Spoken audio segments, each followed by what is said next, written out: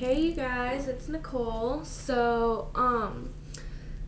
This video is going to be a video about being pregnant and being a recovering drug addict. So first of all, I want to apologize for the way I look right now. I know that I look like a crazy person.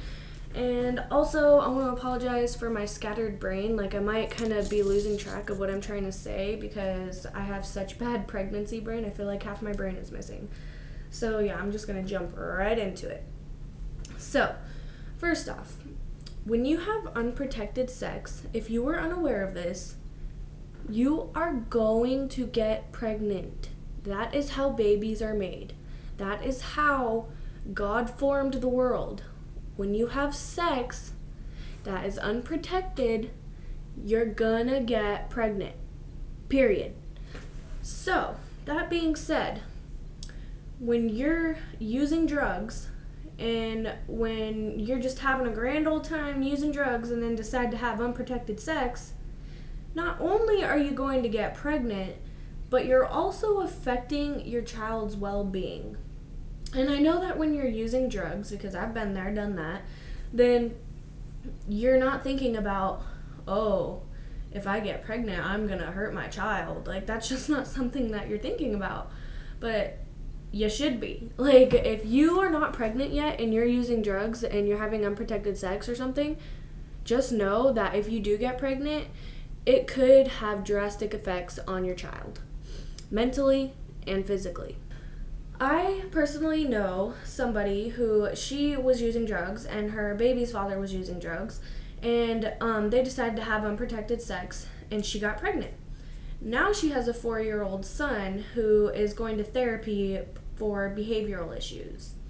So I've met people before and have heard about people before that have been directly affected by this, who have had sex and they quit using drugs after they found out they were pregnant, but either number one, they were using drugs like before they got pregnant, and then they were using drugs and then had unprotected sex, and then their baby came out with mental issues. Or I've known people that have also been like using drugs and then the mom will quit after she finds out she's pregnant, but the dad won't, and he'll be using something like meth, and then they'll have sex while she's pregnant and he won't pull out or anything like that because she's already pregnant, and his semen will actually affect how the baby comes out, like with behavioral problems. That was actually the situation where this girl, her 4-year-old son, goes to therapy now for behavioral issues because she was having sex with her baby's dad and he was using meth, and his semen actually affected the baby. So that's just a little fun fact. And then also, obviously, if you're using drugs and you're pregnant, you have a 50-50 chance of getting your kid taken away because it's either somebody finds out or they don't. If they do, you're getting your kid taken away. That's enough about that. This video isn't about me venting and talking to you guys about unprotected sex and drug use. This video is about my personal experiences with being a drug addict, well, recovering drug addict, and being pregnant. So yeah. So first of all, through this pregnancy, I have noticed that not only am I overwhelmed and stressed out because of pregnancy hormones and being a teenager, because when you're a teenager, your hormones are already like this. Once you get pregnant, it's 10 times worse. Like, it just breaks off the scale. You become a psycho bitch. Once you're trying to get sober after you're pregnant and you're already going through these pregnancy hormones, then now you gotta add drug withdrawal right on top of that. So you're just a pleasure to be around. Yeah, it's very overwhelming and stressful for everybody involved. Not only you, but everybody that has to be around you, because you're not going to be a pleasant person to be around. If you didn't catch that, that was sarcasm. You're not going to be a pleasant person to be around. Don't think you're going to be a pleasant person to be around. It's not going to happen that way. Also, like, my situation was I got pregnant, and after I got pregnant, I immediately quit using drugs, quit smoking cigarettes. After I did that, I never put into mind about Dallas. Like, I always thought, like, because Dallas would always tell me, oh, like, you need to get sober, you need to do this, you need to do that. But when it came down to him, he never wanted to get sober. If your baby's dad is using too, there's a really good chance that he is not going to want to get sober because he's not pregnant. Why would he want to get sober? And something Dallas would always tell me is, oh yeah, like, let me just get out my party days and blah blah blah. Like, oh yeah, I'm gonna party it up for these next 40 weeks, and I'm just gonna party it up, get it out of my system, and then after she pops that baby out, I'm just gonna get sober, cold turkey. Yeah, fucking right, dude. Yeah, right. Bullshit. I'm not a fucking idiot.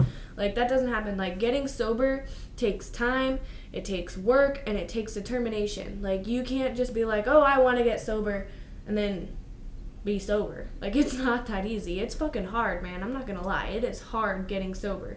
But if you really want it, and you really take the work to do it, and you do the shit that you need to do to get sober, it is definitely possible. And then also, I knew this girl, but she was a young mom, and she had 2 toddlers and she had 1 newborn, and then she got pregnant again.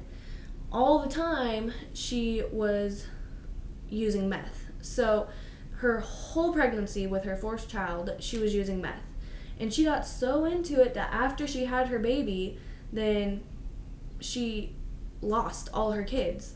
She lost every single one of them, all 4 of them. And now they're in foster care with somebody that their family doesn't even know. Like, I asked my friend, because it's his sister, and I asked him, I was like, well, where are they? Like, where are the kids? And he's like, I don't know. Like, they don't know. Like, they know that she got her kids taken away. They have no idea where she is or where the kids are. And it's like, it's unfair. It's really unfair to the kids, and it's unfair to the family. That was all because of drugs. Like, I'm just saying, that's pretty shitty. I'm not a drug counselor. I'm not going to sit here and say, oh, this is what you need to do, blah, blah, blah. But I'll give you guys some tips and advice on how I got sober and what I did to get sober. So, first off, I cut off all contact with every single person that I had used with or that was using. The reason being is, like, at first, it's like the first couple of days are okay. You're like, oh, whatever, dude. I don't need to use. But then after you start experiencing withdrawals, it's like, shit, I want to use. And it's not going to help when you've got a room full of people using your drug of choice. And then also, I stayed busy. Be productive. Do productive things. Do things that are going to make you feel good inside about yourself. Because I'm pretty sure that you freaking smoking a bowl or, snorting a line, like, of course it's going to make you feel good for a little while, but then afterwards you're going to be coming down and you're going to be like, shit, I feel like shit. Like, I don't feel accomplished at all. What do you accomplish? And then also, don't visit trigger places. Like, what a trigger place is a place that you have memories of using, or like memories of like, oh man, I got so fucked up that night, and man, I was like, that was a good night. Like, you don't want to visit those places because you're going to get triggered to use. And then also, surround yourself with supportive people. I can't even tell you how important that is. Like, if I didn't have my family right there backing me up, being like, I am so proud of you for getting sober. I'm so proud. Like, you're doing an amazing job. You're going to be a great mom. Like, if I didn't have my support systems, then I would not have the motivation to stay sober. Supportive people in your life supporting your sobriety is a huge factor in getting sober. And then also, something that really helps me now, like even to this day, because I'm not going to say like, oh yeah, I used to have a drug problem, because I still have withdrawals. I still have those times where I'm like, damn, I really want to use right now, but I don't. And this is something right here that helps me stay sober. When you smoke, like, you have to think about the well-being of your child. And for me, my biggest problem would be smoking weed. So, like, for me, how I stay sober from weed is, I think about the facts. If you smoke, no matter what you're smoking, if you smoke, you're cutting off the oxygen to your child. And I know this may sound kind of sad, but I always think about, like, if I do take that one hit or anything, then I always think about Aaliyah inside me gasping for air because she can't breathe. And that's something that breaks my heart when I think about it. It makes me want to cry, but that's something I have to think about and actually remember that that's probably what she's doing inside of me if I'm going to take one hit and cut off her oxygen. The point is, I think about the well-being of my child.